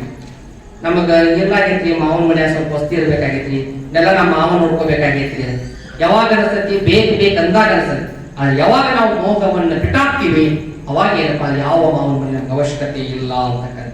ಅದಕ್ಕಾಗಿ ಮನುಷ್ಯನಿಗೆ ಸಾಕಲ್ಲ ನಾವು ಸಾಹುಕಾರ ಅನಿಸ್ಕೋತಾನ, ಬೇಕಂತ ನಾವು ಯಾವತ್ತು ಬಡವನಾಗಿ ಇರ್ತಾನೆ, ಭಿಕಾರಿಯಾಗಿ ಇರ್ತಾನ. ಅದಕ್ಕೆ ಮೋಹ ಪಾಶಗಳು ಹೆಂಗಿರ್ತೈತಿ? ಮೋಹ ಪಾಶ ಅಟ್ರಾಕ್ಷನ್. ನನ್ನ ಮಗ ಸ್ವಲ್ಪ ಲೇಟ್ ಆಗಿ ಬಂದ್ರೆ ಯಾಕೆ ಬಂದ್ ಲೇಟ್ ಆಗಿ ಎಲ್ಲಿ ಹೋದ, ಹೆಂಡತಿ ಮುಖ ನೋಡಿದ್ದಾರೆ ಯಾಕೆ ಕಳ್ಕೊಂಡಾಗ ಎಲ್ಲಿ ಹೋದ ಹೆಂಡತಿ, ಇವೆಲ್ಲ ಮೋಹಗಳು ಐತಿ. ಆ ಮೋಹಗಳು ಹೆಂಗಿರ್ತಾವ ಅಂದ್ರೆ ನಾವು ಹೆಂಗ್ ಕುಡಿತೀವಿ, ನನ್ನನ್ನೆಲ್ಲರೂ ನನಗೋಸ್ಕರ ಅದಾರ ಅಂತ ಅಂದ್ಕೊಂಡು ಹಿಂಗ ಸ್ವಾಮೀಜಿ ಅವ್ರಿಗೆ ಹೇಳಿದ, ಸ್ವಾಮಿಗಳು ಏನ್ ನಾನು ಹೇಳ್ತೀನಿ, ನನ್ನ ಮೇಲೆ ಜೀವನ ಇಟ್ಟ ಹೋಗ್ರಿ ಸ್ವಾಮಿ ಅಂತ. ಮತ್ತಪ್ಪ ನಮ್ಮ ಮಗು ಅಂತೂ ನಾವು ಊಟ ಮಾಡಂಗಿಲ್ರಿ ಅಂತ ನಮ್ಮ ತಾಯಿ ಮಗ ನನ್ನ ಮಗ ರೀ, ನನ್ನ ಹಾಕಿದ ಉಳ್ದಾಟ ಆಗಿರ್ರಿ. ತಪ್ಪು ತಿಳ್ಕೊಂಡಿಯೋ ಅದ್ರ ಸ್ವಾಮಿಗಳು ತಪ್ಪು ತಿಳ್ಕೊಂಡು ಜನಾಂಗಿಲ್ಲ, ಎಲ್ಲ ಬ್ಯಾರೆ ಇರ್ತಾವು. ಮ್ಯಾಲ ನೋಟ ಕಟ್ಟಾಗಿ ನೋಡಕ್ ಹೋಗ್ಬೇಡ, ಒಳಗಿನ ದರ್ಶನ್ ಬ್ಯಾರೆ ಐತಿ. ನೀವ್ ಏನ್ ಹೇಳಕ್ ಹೋಗ್ಬೇಡ್ರಿ ಅಪ್ಪರ, ನನ್ನ ಮನಿ ಒಳಗ ಅದ. ಆಯ್ತಪ್ಪ, ಹಂಗಾರ ನಿನ್ನ ಮೇಲೆ ಎಷ್ಟು ಪ್ರೀತಿ ಐತಿ, ನಿನಗೆ ಅವ್ರ ಮೇಲೆ ಮೋಹ ಐತಿ, ಆದ್ರೆ ಅವ್ರಿಗೆ ನಿನ್ನ ಮೇಲೆ ಎಷ್ಟು ಪ್ರೀತಿ ಐತಿ ಅನ್ನೋದನ್ನ ನಾನು ತಪಾಸಣೆ ಮಾಡಿದ್ರು. ನಾಳೆ ಬೆಳಿಗ್ಗೆ 10 ಗಂಟೆಗೆ ಬರ್ತಾನ. ನೀ ಏನ್ ಮಾಡ್ಬೇಕಪ್ಪ ಅಂದ್ರೆ ಮುಂಜಾನೆ ರಾತ್ರಿ ಮಾಡ್ಕೊಂಡಿರ್ತಲ್ಲ, ನೀ ಹೇಳಬಾರ್ದು ಹತ್ತಕ್ಕ. ಮತ್ತೆ ಏನ್ ಮಾಡ್ಬೇಕ್ರಿ, ನೀ ಸತ್ತಾಗ ಮಾಡ್ಬೇಕು. ಆಯ್ತು ಮಲ್ಕೊಂಡ 8 ಗಂಟೆ 9 ಯಾಕೋ ರಾತ್ರಿ ಲೇಟ್ ಆಗಿ ಬಂದ, ಮಲ್ಕೊಂಡ ಅಂದ್ಬಿಡ ತಿಳ್ಕೊಂಡು ತಾಯಿನೂ ಸುಮ್ಬಿಟ್ರು, ಹೆಂಡತಿ ಸುಮ್ಬಿಟ್ರು, ಮಗನೂ ಸುಮ್ಬಿಟ್ಟ. 10 ಗಂಟೆ ಆದ್ರೂ ಏನಿಲ್ಲ ತಿಳ್ಕೊಂಡು ಎಬ್ಸಾಕ್ ಹೋಗಾರ, ಜೀವ ಹೋದ ಕೂತ್ಬಿಟ್ಟಿದ್ದ. ಅಯ್ಯೋ ದೇವ್ರ 3 ಮಂದಿ ಹೇಳಾಕತ್ತ. ಅವ್ರ ಅವು ಹೇಳ್ತಿರತ್ತ, ಯಪ್ಪ ಮಗನ ನಂದೆಲ್ಲ ಆಗಿತ್ತು ಹೋಗಿತ್ತು, ದೇವ್ರು ನನ್ನ ಒಯ್ದು ಬಿಟ್ಟು ನೀನು ಓದ್ನಲ್ಲೋ ಯಪ್ಪ ದೇವ್ರ, ನಾನು ಒಯ್ಯಿ ನನ್ನ ಮಗನ ಬಂದು ಸೋಹಾಡ ಅಂತಾನೆ. ಅಯ್ಯೋ ಮುತ್ತೈದೆ ಭಾಗ್ಯ ಬೇಕಾಗಿತ್ತು, ನಾನ್ ಮೊದಲು ಸಾಯ್ಬೇಕು, ನೀವು ಇರ್ಬೇಕಾಗಿತ್ತು, ದೇವ್ರ ಎಂತ ಸಾವು ಪಟ್ಟಿ. ಮಗ ಯಪ್ಪ ನನ್ನ ಆಯುಷ್ಯ ಕೊಡ್ತಂದು, ದೇವರ ಬಾ ನನ್ನ ಆಯುಷ್ ತಗೊಂಡು ನಮ್ಮ ಅಪ್ಪನ ಉಳಿಸಿಕೊಡು. ಸ್ವಾಮಿಗಳವರಿಗೆ ಅಂತ ಬಂದರು. ಯಾಕೆ ಗೊತ್ತಮ್ಮ ಏನಾಯ್ತು, ಅಪ್ಪ ಆದ್ರಿ ಅಪ್ಪ ದೊಡ್ಡ ಘಾತ ಆತಪ್ಪ, ಎಂತ ಭಕ್ತಿದ್ದ. ಒಳಗೆ ಬಂದ ನೋಡ್ರು, ನೋಡಿದ ತಕ್ಷಣ ಮುಖ ನೋಡಿ, ನಿಮ್ಮ ಅಪ್ಪನ ಬದುಕಸಾಕ್ ಬರ್ತೈತಿ. ಹಾ 100 ಮಂದಿ ಹಂಗ್ಯಾಕ್ರಿ ಸ್ವಾಮಿಗಳು ಅಂದ್ರು, ಬರ್ತೈತಿ. ಆದ್ರೆ ಹಾಲು ಬೇಕು, 1 ಲೋಟ ಹಾಲು ಬೇಕು. 1 ಲೋಟ ಯಾಕ್ರಿ, ಒಂದು ಬ್ಯಾರ ತರಿಸ್ತೀವಿ, ಆರ್ಡರ್ ಕೊಡ್ತೀವಿ ಒಂದು ನಾವು ಬ್ಯಾರ ತಗೊಂಡು ಏನು ಅಂಗಡಿಯಲ್ಲಪ್ಪ, 1 ಲೋಟ ತುಂಬಾ ಸಾಕು. 1 ಲೋಟ ಒಳಗಿನ ಹಾಲು ತಗೊಂಡು ಬಂದು ಕಾಸ್ಕೊಂಡ ಸ್ವಾಮಿಗಳು ಏನಪ್ಪ ಅಂದ್ಬಿಟ್ಟು ಪುಡಿ, ಆ ಪುಡಿ ಹಾಲ ಹಾಕಿ ಅನ್ಸಿದ್. ಈ ಹಾಲು ಐತಲ್ಲ, ಈ 3 ಮಂದಿ ಒಳಗೆ ಇದನ್ನ ಯಾರು ಕುಡಿತೀರಿ, ನಾ ಕುಡಿತಾರ ನೀ ಕುಡಿತ, ನಾ ಕುಡಿತಾರ ನೀ ಕುಡಿತ. ಆದ್ರ ಒಂದು ಷರತ್ತು, ಯಾರು ಕುಡಿತೀರಿ ಅವ್ರು ಸಾಯ್ತೀರಿ, ಅವ್ರು ಬದುಕ್ತಾನೋ ಅಂದ್ರು. 3 ಮಂದಿ ವಾರಿ ಅಪ್ಪ ಬಾ ಅಜ್ಜಿನಿಂದ ಆಗೇತಿ ಹೋಗೈತಿ ಹಂಗಿದ್ರು ಕುಡಿ ಅವನಪ್ಪ ಮಗನ ಬದುಕಸಂದಾಗ ಅಜ್ಜಿ ಅಂದತ್ತ. ಸ್ವಾಮಿಗಳ್ರ ಇನ್ನೊಬ್ಬ ಅಮ್ಮನ ಮದುವೆ ನೋಡ್ಬೇಕಂತ ಆಸೆ ಈಗ ಬಂದ್ರೆ ನಾವು ಆಯ್ತಪ್ಪ ಅಂದ್ರೆ ಭಗವಾದಕ್ಕೆ ಹೇಳ್ತಿರ್ತಾರೆ, ನೀವ ಮುತ್ತೈದೆ ಸಾವು ಬೇಕಿತ್ತಿಲ್ಲ ಮತ್ತ ಬಾ ಆ ಮುದುಕಿಗೆ ಆಗ್ತಾ ಇತ್ತು ನಂದೇನ್ರಿ ನಾವಪ್ಪ ಅಂದಾಕೆ ಮಗನ್ ಕರೆದ್ರೆ ಏನಪ್ಪ ಆಗ ಆವಿಷ್ ಕೊಡ್ತಾ ಇದ್ದೀನಿ, ಈಗ ನಿಮ್ಮ ಅಪ್ಪಗ ಭವಿಷ್ಯ ಬರೋ ಶಕ್ತಿ ಬಂದೈತಿ, ಮತ್ತೆ ಆವಿಷ್ ಕೊಡವಾ ಅಂದ್ರ ಇಬ್ರು ಆಗೈತಿ ಹೋಗೈತಿ. ಅವರ ವಾಲಿಕರಲ್ಲ ಸಾಯಕ್ ಸ್ವಾಮಿಗಳಂದ್ರೆ ಏನಾಗಿ ಹೋಗಿಲ್ಲ, ನಾ ಯಾಕೆ ಸಾಯಿಲ್ರಿ ನಾವೆಲ್ಲ ಬದಿ ಮಾಡ್ಕೊಳ್ಳೋದು ನಾವು. ಅವಾಗ ನಂಗೆ ಹೇಳಪ್ಪ ಎತ್ಕೊಂಡ್ರಂದ್ರು, ಇದನ್ನು ನಿಜವಾದ ಜೀವನ ಪ್ರಪಂಚ ಇಲ್ಲೈತಿ ಅಂತ ತೋರಿಸ್ಕೊಟ್ರು ಸ್ವಾಮಿಗಳು ಉದಾಹರಣೆ ಮೂಲಕ. ಅದಕ್ಕೆ ನಾವು ಅಂದ್ಕೋತೀವಿ ಹೆಂಡತಿ ಮಕ್ಕಳು ಅದು ಇದು ಅಂತ ತಿಳ್ಕೊಂಡು ಎಷ್ಟು ದಿನ ಆಡ್ತಾರೆ, 3 ದಿನ 4 ದಿನ 5 ದಿನ ಭಾಳ ಹಚ್ಕೊಂಡ್ರೆ 1 ತಿಂಗಳು ಆಡ್ತಾರಟ. ಅದಾದ್ಮೇಲೆ ನಮ್ಮನ್ನ ಮರೆತ ಬಿಡ್ತಾರ. ಆದ್ರೆ ಅದಕ್ಕೆ ಮೋಹಕ್ಕೆ ಗಂಟೆ ಬಿಡಬಾರ್ದು. ಹಂಗ ತಿಳ್ಕೊಂಡು ಜವಾಬ್ದಾರಿಯಿಂದ ಉಳಿಸ್ಕೊಳ್ತಾರ. ಮತ್ತ ನಾವು ಏನಪ್ಪಾ ಜವಾಬ್ದಾರಿ ಇರಬೇಕು, ಆದ್ರೆ ಅದೇ ಜೀವನ ಅಂತ ಅಂದ್ಕೊಳ್ಳಿಕ್ಕೆ ಹೋಗಬಾರ್ದು. ಕೊನೆಗೆ ಮತ್ಸರ, ಈ ಹೊಟ್ಟೆ ಕಿಚ್ಚು ಅಥವಾ ಹಸುವೆ ಅಂತಕ್ಕಂಥದ್ದು ನಮಗ್ ಗೊತ್ತಾಗದಂಗೆ ಉಳಿದ ಸ್ಟಾಕ್ ಆಗತ್ತೆ.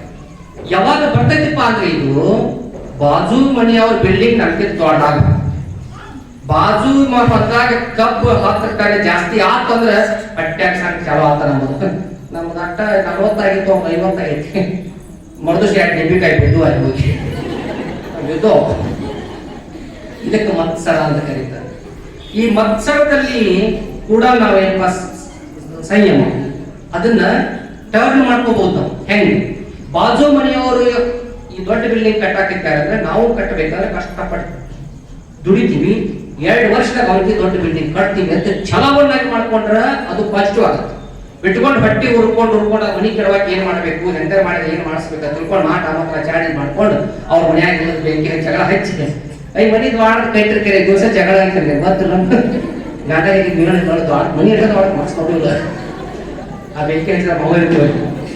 ಅದಕ್ಕಾಗಿ ಈ ವಿಸ್ತಾರತೆ ಸಂಯಮ ಶಕ್ತಿ ಹೆಂಗಿರ್ಬೇಕಂದ್ರೆ ಅದನ್ನ ಚಾಲೆಂಜ್ ಆಗ್ತದೆ. 10 ಟನ್ ಕಬ್ಬು ಜಾಸ್ತಿ ಬೆಳೆದಾನಂದ್ರ ಏನ್ ಗೊಬ್ಬರ ಹಾಕ್ಯಾನು, ತಾಲೀಮ್ ಏನ್ ಮಾಡ್ಯಾನು, ಕಸ ಹೆಂಗ್ ತೆಗ್ಸಾನು, ಸಾಲ ಹೆಂಗ್ ಬಿಟ್ಟಾನು ಅಂತ ಅವನ ಟೆಕ್ನಿಕ್ಗಳನ್ನ ಕೇಳಿಕೊಂಡು ಅದ್ರಾಗ ನಮ್ಮದಟ್ಟು ಸೇರಿಸಿ ನಾವು ಬೆಳೆಯಕ ಪ್ರಯತ್ನ ಪಡಬೇಕೆ ಹೊರತಾಗಿ ಮುಂದಿನ ವರ್ಷ 50 ಟನ್ ಕಬ್ಬ 20 ಟನ್ ಆಗುವಂಗ ಮಾಡೋದಲ್ಲ. ಇದು ಮತ್ಸರ. ಅದಕ್ಕೆ ಅಲ್ಲಿ ಹೆಂಗೈತೆ ಒಂದು ಸಣ್ಣ ಉದಾಹರಣೆ ನಿಮಗೆ ಹೇಳ್ತೀನಿ. ಹೆಣ್ಮಕ್ಳು ಬಹಳ ಜನ ಸೇರಿದ್ರಿ, ಊಟಕ್ಕೆ ಕುಂತಿರ್ತಾರೆ ಮನ್ಯಾಗ 5 ಜನ. ಕೂತ ಸಂದರ್ಭದಲ್ಲಿ ಈ ಸಸಿ ಊಟಕ್ಕೆ ನೀಡ್ತಿರ್ತಾರ, ಗ್ಲಾಸ್ ಒಂದು ನೀರು ತುಂಬಿಟ್ಟಿರ್ತಾರೆ. ಪಾಪ ಊಟಕ್ಕೆ ನೀಡುತ್ತಾಗ ಅದು ಸೇರಿ ಶಾಡಗೋ ಅಥವಾ ಕಾಲು ಬೆಳೆದ ಬಿದ್ದ ತಕ್ಷಣ ಅತ್ತಿಗೆ ಶಿಟ್ಟ ಬರ್ತದೆ. ಶಿಟ್ಟ ಬರ್ತಕ್ಕಿಂತ ಮತ್ಸರದ ಒಳಗೆ ಎಂತ ಮತ್ಸರ ತನ್ನ ಮಗಳನ್ನ ಒಬ್ಬ ಮನೆ ಕೊಟ್ಟಿರ್ತಾನೆ. ಈ ಸಸಿ ಅಟ್ಟು ಸುಖವಾಗಿರಲ್ಲ, ಮಗಳ ಅಟ್ಟು ಸುಖವಾಗಿರಲ್ಲ ಮನೆ ಆಗ್ತದೆ. ಆಕೆ ಸ್ವಲ್ಪ ದಿವಸ ಹೊತ್ತು ಮಾಡೋಕೆ ಕೆಲ್ಸಕ್ಕೆ ಹೋಗ್ಬೇಕು, ಕೂಲಿಗೆ ಹೋಗ್ಬೇಕು. ಬಟ್ ಈಗ ಸಸಿ ಮಾತ್ರ ಆರಾಮ್ ಇರ್ತಾನ. ಅದು ಒಳಗೆ ಏನಪ್ಪಾ ಅಂದ್ರೆ ಒಂದು ಮತ್ಸರ ಭಾವನೆ. ಅವಾಗ ಏನತ್ತಾಳೆ ಕಣ್ಣ ನೆಟ್ಟಾಗಿ ಇಟ್ಕೊಂಡ್ರೆ ಗೊತ್ತಾಗುದಲ್ಲ ಹಂಗ ಚರ್ತಾಳ ನೋಡ ಎಲ್ಲಿ ಕೂತಿರ್ತಾರ ಮಾಡ್ಬೇಕು ನಾವು ಯಾಕೋಸ್ಕರ ಭಾಳ ಚಂದ ಇರ್ತಾವ ಅವು. ಡೈರೆಕ್ಟರ್ ಆಗಲಿ ಬೇರೆ ನೀನ್ ಡೈರೆಕ್ಟರ್ ಇರ್ತಾವ ಅತ್ತಿ ಬೈತಿರ್ತಾಳೆ ಯಾವಾಗಲೂ ಭಾಳ ಚಂದ ಐತಿ ವೈಟ್ ಐತಿ ತಿಳ್ಕೊಂಡು ಈ ಬಿಳಿ ಬೆಕ್ಕಂತ ಮಾರಿ ಮಣ್ಣಾಗಿಟ್ಟು ಗೊತ್ತ ಹಾಲು ಕೂತಿದ್ರು ಮಾರಿ ಮಣ್ಣಾಗಿ ಬೆಕ್ಕಿಗಾಗ್ರಿ ಅದ ಯಾಕದು ಸೊಸಿಗ ಗೊತ್ತಾಯ್ತು ಬಿಡ್ತಾವ ಸೊಸಿ. ನಮ್ಮ ಮಾವಿನ ನಾಯಿ ತಂದು ಸಾಕ್ಯಾನ ಏನೋ ಇದು ವಾರಿಗೆ ಎಲ್ಲ ಟಿಕೆಟ್ ತೆಗಿಸಿದ್ರು ಇವೆಲ್ಲ ಹೋಗ್ಬಾರ್ದು ನಾಯಿ ಇದರದೆಲ್ಲ ಕೆಲವು ಪಾಳೆ ಅಕ್ಕಿ ಬೇಯ್ತಾರೆ. ಹೀಗೆ ಡೈರೆಕ್ಟರ್ ಆಗಿ ಒಬ್ಬ ಇಂಡೈರೆಕ್ಟ್ ಸ್ಪೀಚ್ ಇರ್ತಾವ. ಆಗ ಇದು ಮುಗಿತು. ಒಂದು 15 ದಿವಸ ಆಯ್ತು. ಏನಾಯ್ತು ಪರಿಸ್ಥಿತಿ ಅಂದ್ರೆ ಮಗಳು ಬಂದ್ರು ಮನೆ ಹಬ್ಬಕ್ಕೆ. ಸೇಮ್ ಅಂತದೇ ಸಿಚುವೇಶನ್ ವಾತಾವರಣ. ಎಲ್ಲ ಊಟಕ್ಕೆ ಕೂತಾರ, ಗ್ಲಾಸ್ ಇಟ್ಟಾರ, ಮತ್ತೆ ನೀರು ಬಿತ್ತು.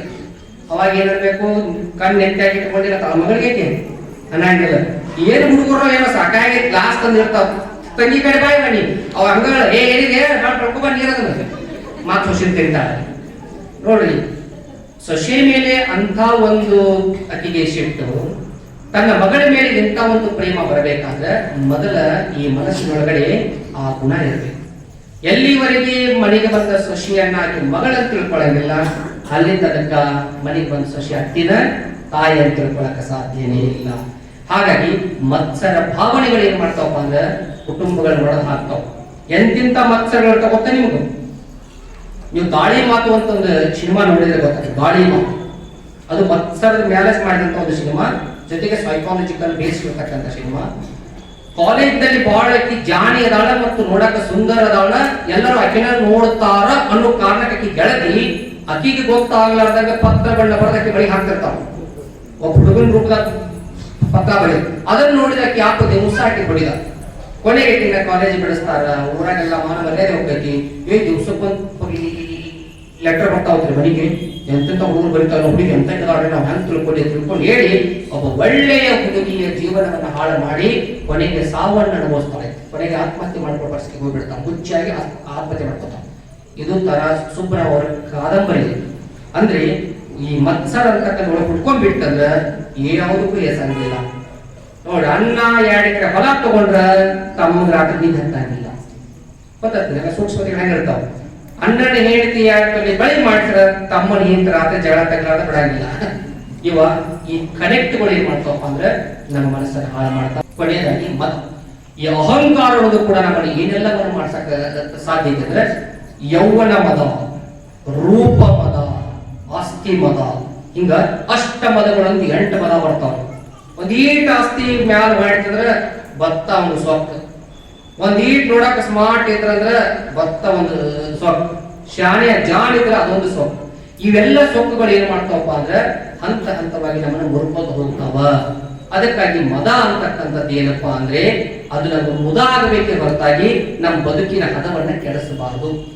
ಬಹಳಷ್ಟು ಮಂದಿ ಮದಕ್ಕೆ ಬಲಿಯಾಗಿ ಬಹಳ ಅಮೂಲ್ಯವಾದ ಜೀವನವನ್ನು ಕಳ್ಕೊಂಡು ಉದಾಹರಣೆಗಳು. ಉದಾಹರಣೆಗೆ ನಮಗೆಲ್ಲ ಗೊತ್ತಿರ್ತಕ್ಕಂಥದ್ದು ಕಂಸ. ಕಂಸ ಒಬ್ಬ ಶ್ರೇಷ್ಠ ಶಕ್ತಿಶಾಲಿ ರಾಜ. ಆದ್ರೆ ಅವನ ಒಳಗಿನ ಸೊಕ್ಕ ಏನ್ ಮಾಡಿಸ್ತಪ್ಪ ಅಂದ್ರೆ ಶ್ರೀಕೃಷ್ಣನಿಂದ ಹತನಾಗುವಂತ ಒಂದು ದೌರ್ಭಾಗ್ಯ ತಗೊಂಡಂತು. ದುರ್ಯೋಧನ ಚರದಂಕ ಮಗಳಿ ಅವನ ಮದ ಏನ್ ಮಾಡಿದಪ್ಪ ಅಂದ್ರೆ ಅವನ ಅವನದಿಗೆ ಅಷ್ಟ ಅಲ್ಲ, ಇಡೀ ಕುರುವಂಶ ಒಂದು ದೊಡ್ಡ ಸಾಮ್ರಾಜ್ಯವೇ ಏನಪ್ಪಾ ಒಬ್ಬ ವ್ಯಕ್ತಿಯ ಮತದಿಂದ ನಾಶ ಆಗುವಂತ ಪರಿಸ್ಥಿತಿ ಅಲ್ಲಿ ನಿರ್ಮಾಣ ಆಗ್ತಕ್ಕಂಥದ್ದು. ಹಾಗಾಗಿ ಮದಗಳು ನಮ್ಮನ್ನು ಇವತ್ತ ಎಳಿತು. ಆಮೇಲೆ ಬಾಳ ಮ್ಯಾಲ ಹೋದಂಗ ಅಪಾಯಗಳದಾವ. ಕೊನೆ ಮಾತಂದು ಬಾಳ ಮ್ಯಾಲ ಹೋದಂಗ ಅಪಾಯಗಳು ಹೆಂಗದಾವ ನೋಡ್ರಿ. ಒಂದ ಫ್ಲೋರ್ ಕಟ್ಟ ಆರಾಮಾಗಿರ್ತೀವಿ, ಎರಡನೇ ಫ್ಲೋರ್ ಕಟ್ಟ ಅಕಸ್ಮಾತ್ ಕಾಲ್ ಜೇರಿಕೆ ಕೆಳಗೆ ಬಿದ್ದೀವಂದ್ರೆ ಕೈ ಒಂದ್ ಸ್ವಲ್ಪ ಗಾಯಗಳಾಗ್ತಾವ. 4-5 ಫ್ಲೋರ್ ಕಟ್ಟಿಸಿದ್ರೆ ಏನಾಗೈತೆ ನೋಡ್ರಿ, ಮ್ಯಾಲಿಂದ ಬಿದ್ದ ಜೀವ ಹೋಗೋ ಪರಿಸ್ಥಿತಿ. ಅದಕ್ಕೆ ಕವಿ ಕುವೆಂಪು ಹೇಳ್ತಾನ, ಏರುತ್ತ ಮೇಲ್ ಹೋದವನು ಚಿಕ್ಕವನೆನಬೇಕು. ನೋಡ್ರಿ, ಬಾಳ ಮ್ಯಾಲ ಹೋದಂಗ ನಾವ್ ಏನ್ ತಿಳ್ಕೊಬೇಕು, ನಾವು ಸಣ್ಣವ್ರು ಅನ್ಕೋಬೇಕು. ಆದ್ರೆ ನಮ್ಗೆ ಏನಾಗೈತಿ ಗೊತ್ತಿರ್ದಾಗ ಕೂಡ್ಗಳು ಬರಕತ್ತಾವ. ಅದಕ್ಕೆ ಅನ್ನ ಬಸವನ ಹೇಳಿದ್ದೇನೆ, ನನಗಿಂತ ಕಿರಿಯರಿಲ್ಲ, ಶಿವಭಕ್ತರಿಗಿಂತ ಕಿರಿಯರಿಲ್ಲ. ಆ ಭಾವ ಏನಪ್ಪಾ ಅಂದ್ರೆ ನಮ್ ಒಳಗೆ ಬರಬೇಕು. ಹೀಗೆ ನಾವೊಂದು ಸ್ಥಾನಕ್ಕೆ ಹೋದ ಮೇಲೆ ನಮ್ಮನ್ನ ದಡ ಸೇರಿಸಿದ ದೋಣಿ ನಾವು ಮೇಲೇರಲಿಕ್ಕೆ ಸಹಾಯ ಮಾಡಿದ ಏನಿ ಇವನ್ನೆಂದೂ ಮರೆಯಕ್ಕೆ ಹೋಗ್ಬಾರ್ದು. ಬಹಳ ಜನ ಈ ಅಹಂಕಾರ ಹೋಗಿ ಏನ್ ಮಾಡ್ತಾರೆ ಅಂದ್ರೆ ತಮ್ಮ ಈ ಒಂದು ಸಾಧನೆಗೆ ಸಹಾಯ ಮಾಡಿದವರು ಮರೆತು ಬಿಡ್ತಾರೆ. ಋಣಪ್ರಜ್ಞೆಯನ್ನ ಬಿಟ್ಟು ಬದುಕಿದ್ಯಾ ಅಂದ್ರೆ ನಾವೆಲ್ಲವನ್ನು ಕಳ್ಕೊಂಡ ಹಾಗೆ. ಈ ಜೀವನಕ್ಕೆ ಯಾವುದೇ ಬೆಲೆ ಅರ್ಥಗಳ ಇರೋದಿಲ್ಲ. ಹಾಗಾಗಿ ಒಟ್ಟಾರೆ ಕನಕದಾಸರು ಹೇಳ್ತಾರೆ, ಈ ಬದುಕು ಹುಟ್ಟಿದೀವಿ, ಎಲ್ಲರಿಗೂ ಒಂದ್ ರೀತಿ ಅನ್ನ ದೇವರು ಇಟ್ಟಾನ.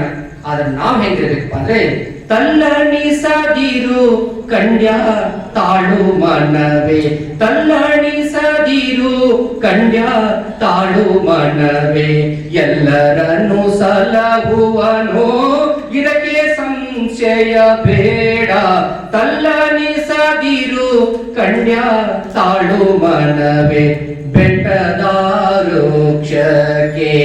ಕಟ್ಟೆಯನ್ನು ಕಟ್ಟಿ ನೀರೆರೆದವರಾರು, ಬೆಟ್ಟದಾರುಕ್ಷಕ್ಕೆ ಕಟ್ಟೆಯನ್ನು ಕಟ್ಟಿ ನೀರೆರೆದವರಾರು, ಕಲ್ಲಿನಲ್ಲಿ ಹುಟ್ಟಿತ ಕೂಗುವ ಕಾಪೆಗೆ ಅಲ್ಲೇ ಆಹಾರವಿತ್ತವರಾರು,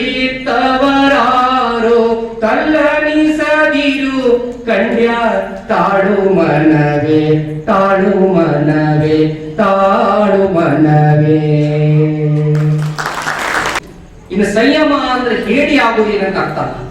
ಅನ್ಯಾಯವನ್ನ ಸಹಿಸಿಕೊಳ್ಳುವುದು ಕೂಡ ಅನ್ಯಾಯವೇ. ಬಹಳ ಜನ ಅನ್ಕೊಂಡ್ಬಿಟ್ಟ ಏನೋ ಶಿಟ್ಟು ಬಿಡಬೇಕು, ಕ್ರೋಮ ಎಲ್ಲ ಬಿಡಬೇಕು ಏನಪ್ಪ ಹೇಳಿ ಆಗುದಂತೇನಲ್ಲ.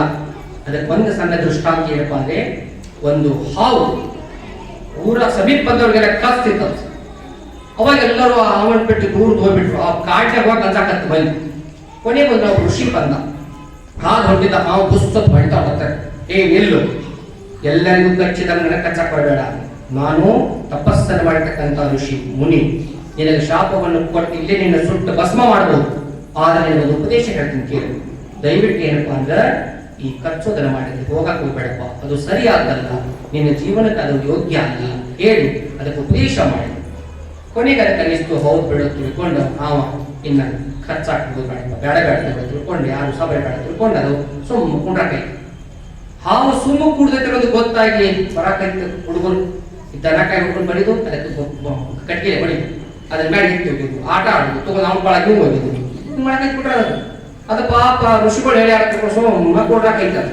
ಅದ್ ಏನ್ ಬೇಕಾದ್ರೆ ನಿಮ್ಗೆ ತಿರುಗಾಡೋದು ಹೋಗಿದ್ದು ಆ ತರದಾಗ ಹೋಗಿದ್ದು ಈ ಗಿಡದಾಗ ಅದ್ ಅಂಜಿ ಬ್ಯಾಡ ನನ್ನ ಜೀವನ ಹೋಗಿ ತಿಳ್ಕೊಂಡು ಹೋಗಿ ಗುತ್ನ್ಯಾಗ ಕೂತ್ಕೋತ ಹೊರಗೋಗಿ ಅಟ್ಕರ್ ಬಿಡಬೇಕಲ್ಲ ಅದು ಕಟ್ಟಿಗೆ ತಗೊಂಡು ಚುಚ್ಚಾಕು ಗುತ್ನ್ಯಾಗ ಕೊನೆಗೆ ನಡ್ಯಾಕೈತು ಅಂದ್ರೆ ಮತ್ತೆ ಆ ಋಷಿ ತಪಸ್ಸೆಲ್ಲ ಮುಗಿಸ್ಕೊಂಡು ಮತ್ತೇನಪ್ಪ ರೋಡಿ ಹೊಂಟಿ ಅದ ಹಾಕಿ ಬರ್ತಾ ಇದ್ದ.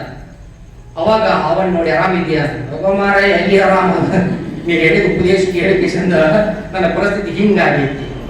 ಅವಾಗ ಋಷಿ ಏನ್ ಮಾಡ್ತೀನಿ, ಏನ್ ಕಚ್ಚಾಕ ಹೋಗಿಲ್ಲ, ಬಸ್ಕೊಡ್ದಿಲ್ಲ, ನನ್ನ ಪಾಡಿ ಕೊಟ್ಟರು ಮಂದಿ ಬಿಡವಾರ ಅಂದ. ನಾನು ಹಿಂಗೇನ್ ಹೇಳಿ, ಕಚ್ಚಾಕ್ ಹೋಗ್ಬೇಡ, ನೀ ಬುಸುಗುಡ್ದು ಬಿಡಬೇಡ ಅಂತ. ನೀ ಬುಸುಗುಡು ಸನಬೇಕಡಿ, ನೀನ್ ಏನಪ್ಪ ಅನ್ಸು ಪ್ರಯತ್ನ ಮಾಡಬೇಕ, ಆದ್ರ ಕಚ್ಚಲಿಕ್ಕೆ ಹೋಗ್ಬೇಡ.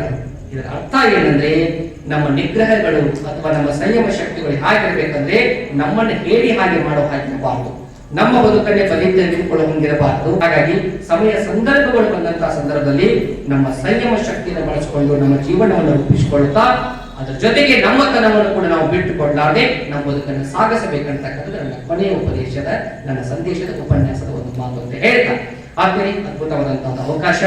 ನನ್ನ ಮತಿಯ ಮಿತಿಗೆ ನಿಲುಕಿದಷ್ಟು ವಿಚಾರಗಳನ್ನ ವಸ್ತು ರೂಪದಲ್ಲಿ ಹೇಳಿಕೊಂಡು ಉಪನ್ಯಾಸದ ರೂಪದಲ್ಲಿ ನಿಮಗೆ ಇಟ್ಟಿದ್ದೀನಿ. ಇಷ್ಟವಾದವುಗಳನ್ನ ಸ್ವೀಕರಿಸಿ, ಕಷ್ಟವಾದವುಗಳನ್ನ ಬಿಟ್ಟಾಕಿ ಅಂತ ಹೇಳ್ತಾ ನನ್ನ ಮಾತಿಗೆ ಮಂಗಳ ಹೇಳ್ತೀನಿ. ಎಲ್ಲರಿಗೂ ಜೈ ಜೋಡಿ. ಈ ನಮ್ಮ ವಿಡಿಯೋ ನಿಮಗೆ ಇಷ್ಟವಾದರೆ ಲೈಕ್ ಮಾಡಿ, ಕಮೆಂಟ್ ಮಾಡಿ, ಶೇರ್ ಮಾಡಿ ಮತ್ತು ತಪ್ಪದೇ ಸಬ್ಸ್ಕ್ರೈಬ್ ಮಾಡಿ. ಪಕ್ಕದಲ್ಲಿ ಇರೋ ಬೆಲ್ ಬಟನ್ ಮೇಲೆ ಕ್ಲಿಕ್ ಮಾಡಿ. Thank you.